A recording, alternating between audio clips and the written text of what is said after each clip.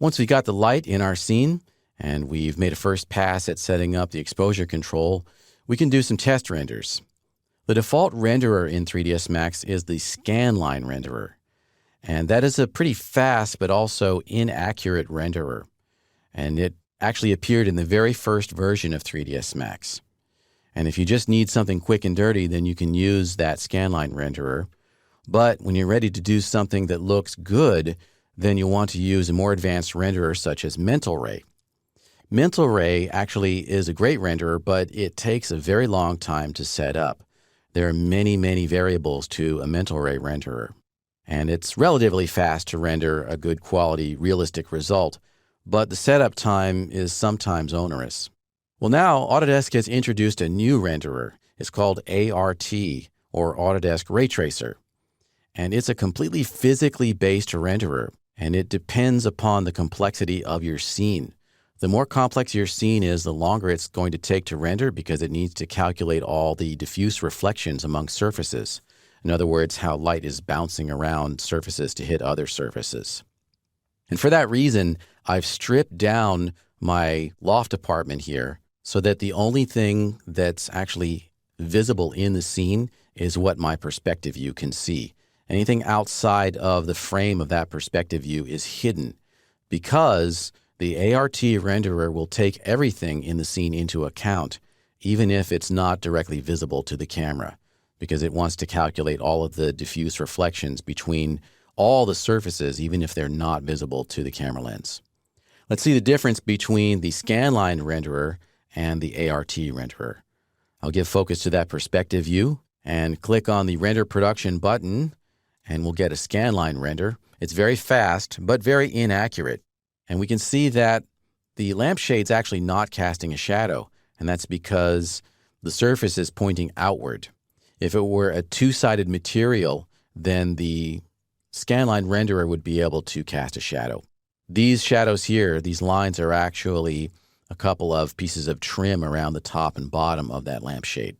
All right, so the scanline renderer is very fast but very inaccurate. Now let's try the ART renderer. We'll go into the Render Setup dialog, and at the top here we can choose our renderer. Switch that from scanline to ART. Then we can go into the ART renderer tab and control the quality. And the quality is measured in the units of decibels. That's a logarithmic unit. And if we increase the quality up from draft to, let's say, high, we see it go from 20 decibels to 33 decibels. Because that's a logarithmic scale, 33 decibels is actually a lot more accurate by many factors. It's not just a linear scale. So a small amount of change here is going to have a large amount of result when you actually render. You'll see the quality difference be really extreme. I'm going to set this back down to the default draft quality of 20, and we'll do a test render with ART. Click on the Render button either here in the Render Setup dialog or in the Open Rendered Frame window. ART is a progressive renderer, and the longer you let it go, the less grain you'll have. And here it is. It's looking pretty grainy there at draft quality. I'll increase that quality up to high.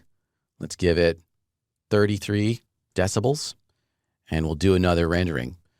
And it's going to do the exact same thing. It's just going to do more iterations. It's going to calculate longer, and the longer it calculates, the better the quality is going to be, and the less grain we will see. Now again, the complexity of the scene, the number of objects in the scene, the number of lights in the scene is going to have a great deal of influence on how many calculations need to take place and what the resulting quality will be. And even seemingly innocent things such as the position of a light can have a vast influence over the render time. Here in this example, I've placed the light above the lampshade. And because of that, it's not going to take that long to render, maybe a minute or so. But in fact, if I place the light inside the lamp, that would suddenly cause a lot more render calculations to be required. And my render time would instantly go from about a minute to do a high-quality render to something like 15 minutes to do a high-quality render. simply by moving the light inside that lampshade. Be aware that, again, the ART renderer, because it's physically based, has got some real special considerations, and you want to make sure that you're prepared for some potentially very long render times. Some of the renderings that I did for this course, when I had a fully lit and fully populated scene with materials on all the objects, some of those renderings took all day to render. Seriously, like 6-9 hours for a single frame.